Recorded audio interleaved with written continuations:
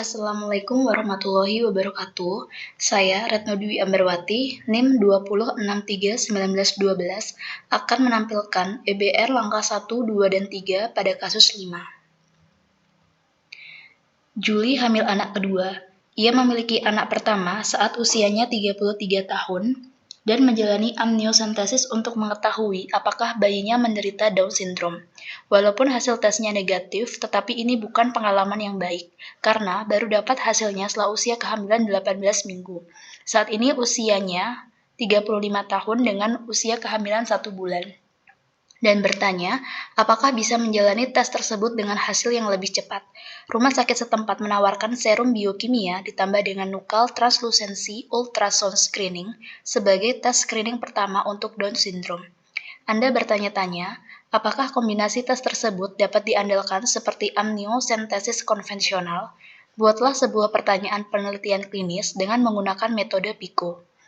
Jenis pertanyaan, yaitu pertanyaan diagnosis, dengan populasi semua ibu hamil, intervensi, amniosentesis konvensional, comparison, nuchal translucency ultrasound screening, dan outcome mendeteksi Down syndrome.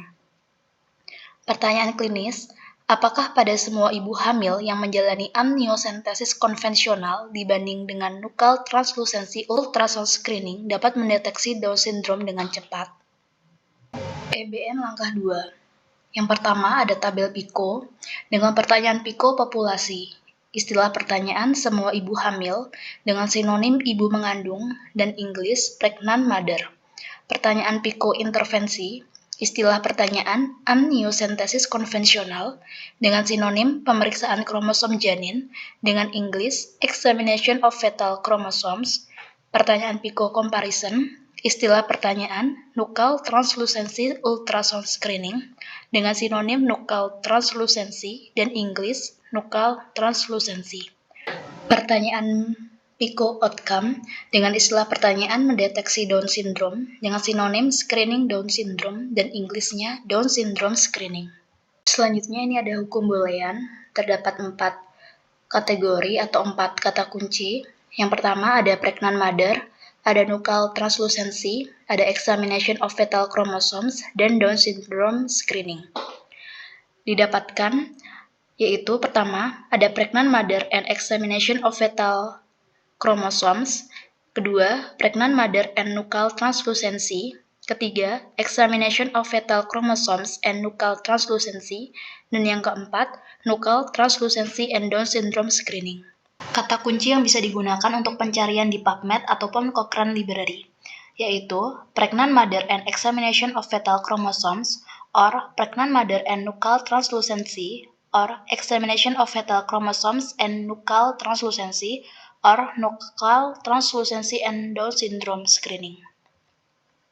Selanjutnya EBN langkah 3, ini terdapat 3 langkah pada langkah 3 EBN, yaitu langkah 1, apa PICO dalam penelitian tersebut dan apakah mirip dengan PICO Anda?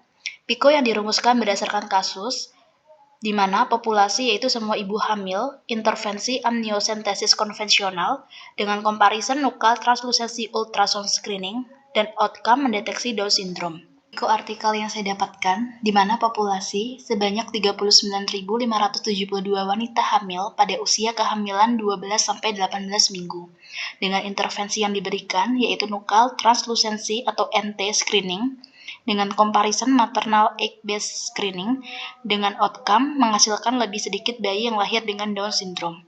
Jadi kesimpulan yang bisa didapatkan, pada PICO kasus dan PICO artikel didapatkan perbedaan pada bagian intervensi dan comparison.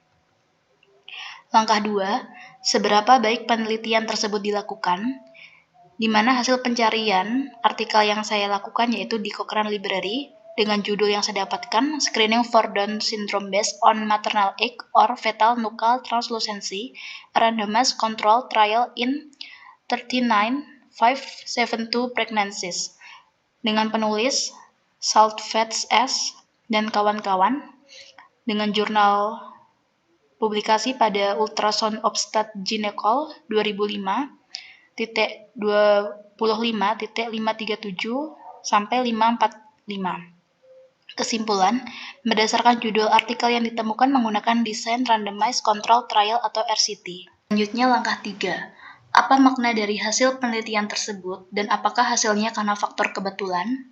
Didapatkan kesimpulan dari pengarang yaitu the number of newborns with DS differed less than expected between pregnancies that had been screened at 12 until 14 weeks gestation by NT compared with those screened at 15 until 20 weeks by maternal age.